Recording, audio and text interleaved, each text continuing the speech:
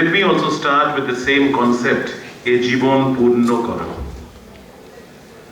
One of the basic premise that seems to be hidden in the knowledge that the great singer, the great bard, the great son of the Indian soil, Kavi Guru Rabindranath Tagore, conveyed to us through this very song, is that essentially when we live as human beings, none of us are complete. At every stage we are just a work in progress. Throughout our life, at every point of our life, at every stage, right from the time of our birth to the time of our death, we are evolving as individuals, growing not only physically, but growing emotionally, growing spiritually, growing in terms of our knowledge, and growing in terms of our experience. It is towards the goal of ultimate accomplishment of the completion of our lives, e jibon purno koro. That completion of that cycle that each one of us tires ourselves through this wonderful journey, the journey of life. And yet at the end of it, we are not very sure whether that work in progress has really become the finished goods that it should have through this process. Like in any industry, you start with a raw material and you end up with a finished product. And if the finished product is not good enough, the industry will fail. So also in our life, we start with it's like a raw material, we are a work in progress throughout. But if by the end of it, whether or not we have become the true finished product that we should have become, that is the litmus test for all of us as individuals. And when we talk of this finished product, the completion of life, one of the important things to understand and appreciate, and that comes also to us as a part of learning from the greats like Kavi Guru Rabindranath Tagore, is that life is not lived in compartments, life is not lived in separate segments. You can't separate one segment of the life from the other. It's all integrated, it's all in part of one. Poetry cannot be separated from literature. Rather, so much so that there is poetry even in painting. There is poetry even in sculpture. History is depicted through sculpture, and sculpture is related to anatomy. Just yesterday I was reading that some of the greatest sculptors of the world, and one of them being Michelangelo, was a great student of the human anatomy. It may sound unhuman or inhuman in today's world, but the fact is that Michelangelo would work upon the corpses of people who had died, dissect them to see the composition and the structure of the human bones and the human muscles, because he wanted the same portrayal in the works that he was creating. And he has himself gone on record that the great statue of David that he created, there is one basic deviation from the basic human composition of the anatomy than what he has portrayed there, because David was in any case being shown to be undertaking an initiative which is basically not possible by a common human being that is fighting against Goliath. So he shows that he deviates from the human anatomy. We look at Da Vinci, and Da Vinci was everything. He was a mathematician, he was a geologist, he was an astronomer, he was an astrologer, he was into physics, he was into medicine, and he was into poetry, he was into everything. So also Kavi Guru Rabindranath Tagore. If you look at Kavi Guru Rabindranath Tagore and his life and his entire lifespan, the horizon is just so vast. So life is basically lived not in segments, but as a whole.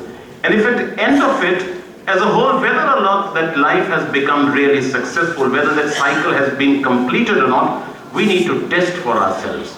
And I've been thinking, and I've thought about it quite often, as to what can be the ultimate test to see whether at the end of it, each one of us has succeeded in being the product that we should have been. The best example that may come to my mind, or rather an allusion that comes to my mind, is something like this. Supposing in space, Antariksh mein, there is a camera which has been fitted. A camera which is recording every minute of our life, every second of our life. Nothing is hidden from there. And when the end draws near, say when we are just 5 or 10 minutes away from the time that we are to pass away, and God appears and says, well, here is a recording. It's a bunch of DVDs, high definition DVDs, a lot of it compiled into one. Here is this uncensored, untouched version of the entire recordings of your life.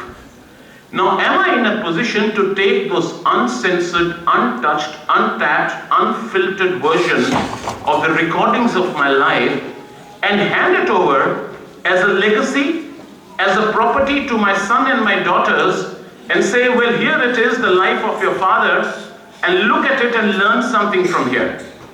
Am I going to be in a position to do that or not? If I am going to be in a position to do that, to pass on that uncensored version to my own children, something that they can be proud of their father, then perhaps my life cycle would have been truly completed, jivonta truly purno hoye jabe. But if I'm going to be ashamed at that point of time, that these recordings contain issues and elements about which I am myself ashamed and I would like nobody to know and I wouldn't like my children to know, then something has remained incomplete there. Then I have cheated upon the very basic tenets on which the human life should have been lived, on which that existence should have gone on. That's the real test. If I look at it upon myself, I'm not too sure whether I can pass on that uncensored version of those CDs and the DVDs if they ever exist to my own children. But that's the challenge for all of us. If we want that life to be complete, we need to be in a state, we need to be in a situation that we can safely pass it on to the next generation. In doing that, or for the purpose of doing that, we need to engage basically, and we understand ourselves in activities, in things, in programs, in initiatives that we can be proud of, in initiatives and programs that our children will be proud of to see their parents having been engaged in. One such great opportunity that comes to us is the membership of a Lions Club. And when we talk of a Lions Club, it's not essentially just going to the meetings or the district conferences. It's living the life of a lion. Being a lion and being a member of a Lions Club are two different things. Anybody individual can pay up a fee and become a member of a Lions Club. But are we being a lion? Are we living the life of a lion? If I drive my car, and if I'm driving and I see somebody with a white cane standing there, and I'm driving at 100 kilometers per hour and I just want to take my car across, I say I'm driving on a highway and I needn't stop. That person with the white cane can cross after I pass out, after I just cross from there, and he'll be just 2 seconds late, and why should I stop? If I stop, I'm going to lose momentum. If I stop, I'm going to lose my speed. What do I do? And if I don't do that, and if I just take my car at this 100 kilometers per hour and just cross over, then perhaps for an individual like me, the word sight first has not become a part and parcel of my life. Because sight first is not doing surgeries, it's not doing eye screening camps alone. Sight first is that respect for somebody who is visually impaired. Sight first is giving that individual who's visually impaired the true place in the society. And the true place in the society demands that at that point of time I apply my brakes and I stop. I stop right there because the right of way belongs to somebody with a white cane. That living the life of the lion means that I don't throw wrappers around. That while I'm driving in my car and I've finished my pan parag or I've finished a packet of potato chips or anything, I don't finish it, I pull down the glass pane and don't throw it out. If I throw it out and then come back to a Lions convention and say we are talking about keeping the environment clean and we are talking about district chairpersons, civic amenities and civic awareness, that's absolutely hypocritical. It means that when we are talking of education programs and when we are talking what our President Wayne Madden today tells us about reading action programs, I first make sure that there is no child servant in my own home who is not educated. Or there is no domestic help working in my own home or no worker working in my own factory or my business establishment whose son or daughter does not go to a school. There is no point in saying that my club takes up education programs, but there are people working for me at my home or in my business premises whose children don't get to go to school. We first need to take care of that. That's living the life of a lion. This great opportunity comes to us through this great organization which has so much on offer. It's not only just one segment. When we talk of lion, it's basically improving ourselves as human beings. It's basically improving the value of ourselves as the inhabitants of this planet Earth. If we want to improve on that value, if we want to add on to that value, if we want to grow, and grow not in terms of years, grow in terms of that value, that intrinsic value of a human being we have a great opportunity as a Lion member. My dear friends, you in District 322C1 take up so many programs year after year, month after month, and they're all fabulous. We have seen them, we are greatly moved, touched, and we love this organization because of the opportunities it offers, because of the bonding and friendship that it brings, wonderful understanding that it helps us to develop between ourselves. I request to you, and I come back to you with this appeal. Let us involve and engage ourselves in whatever we do. Whatever little we do must carry the signature of excellence. Whatever little we do must be done in its complete form. If we are taking up a healthcare program, the healthcare program should not be just traveling to some place, putting up a kind of a kiosk, doing some kind of a rudimentary kind of checkup, and then we are vanished and then we are gone. No. We don't need numbers. Let's concentrate. But whoever comes to our, to our health checkup camps or to any such programs, let's deliver to that individual or those individuals the quality service programs.